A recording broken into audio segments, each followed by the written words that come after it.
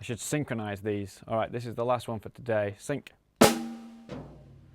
Cool.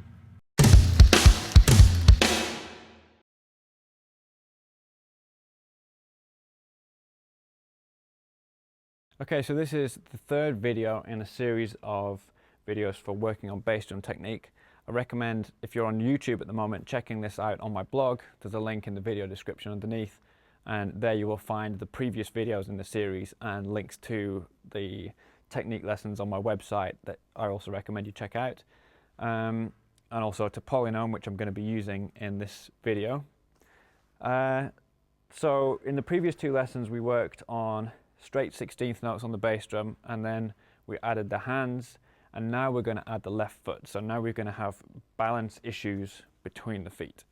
So we'll start off, it's just the same thing. You're going to play straight 16th notes on the bass drum, and then we're going to introduce the left foot on the quarter note. So that's the exercise to begin with.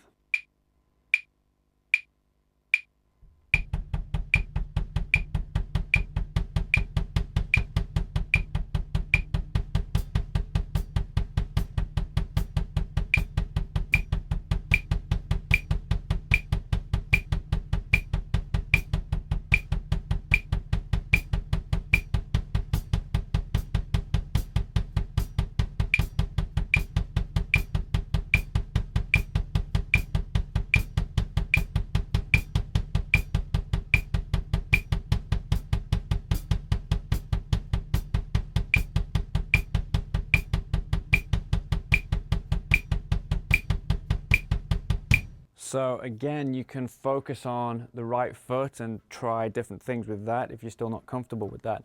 With the left foot, experiment with different ways of playing the quarter note. I played heel up for some of those and tapped my heel on the and, so I'm kind of going one and, so playing the stroke and then tapping my heel on the and.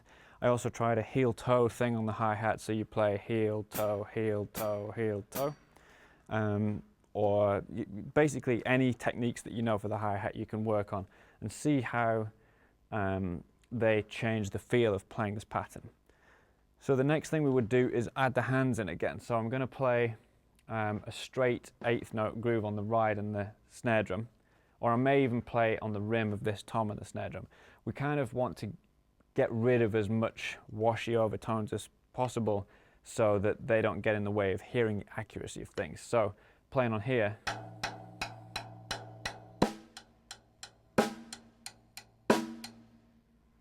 is going to be less kind of confusing than having a lot of washy ride cymbal going on. So same thing, I'm going to start with the bass drum, I'm going to add the hi-hat and the quarter notes, and then I'm going to bring the 8th note groove in.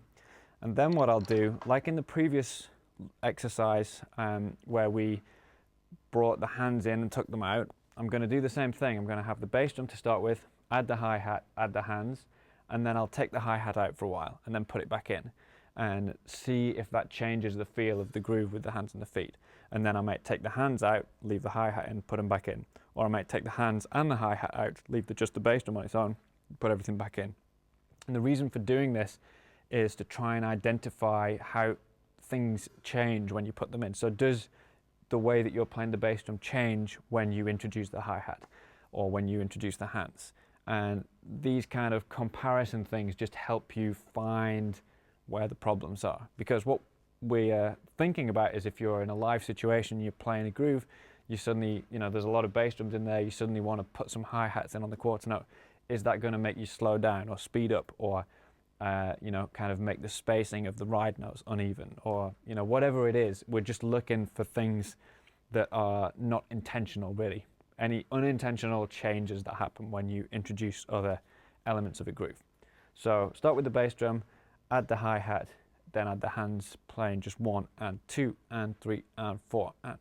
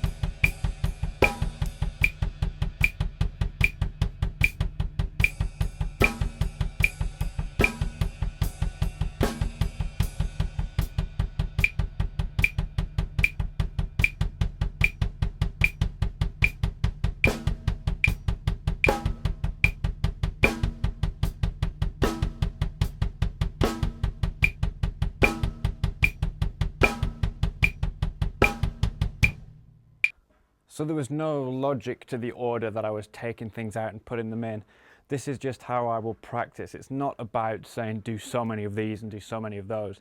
It's about trying things and being aware of any changes that occur and trying to identify where the problems are. I get a lot of flams between my bass drum, hi-hat and snare drum in there, so I would take the ride cymbal out and just focus on that element of it. And really, like, if you do this for 20 minutes, if you set up something to record your practice and you start it and then you play this for as long as you can manage, and then go and listen to the recording, you'll probably find that it sounds like a bloody mess at the beginning.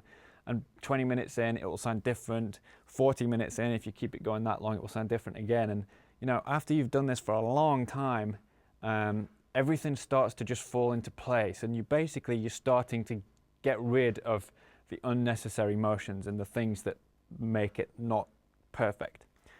So as I say, it's still something that I'm working on. I'm just sharing with you the exercises that I do work on in my practice sessions.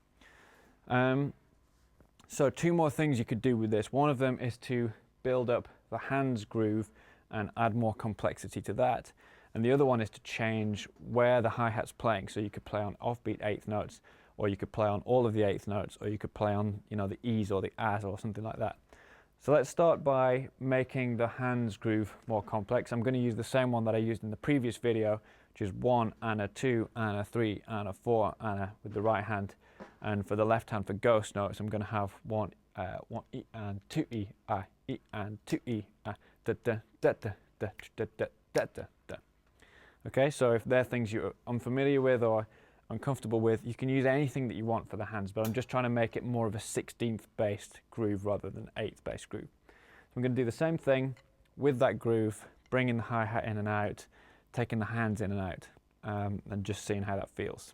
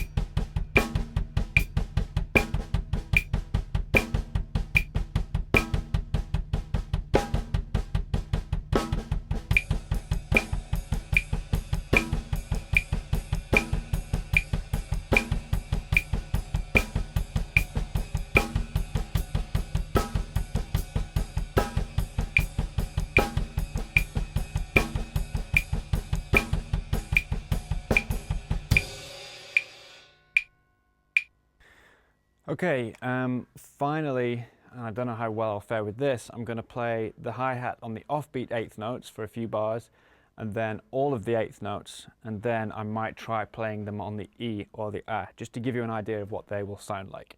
But again, this is stuff that I haven't really worked on yet. These are just on my list of things to work on in practice sessions.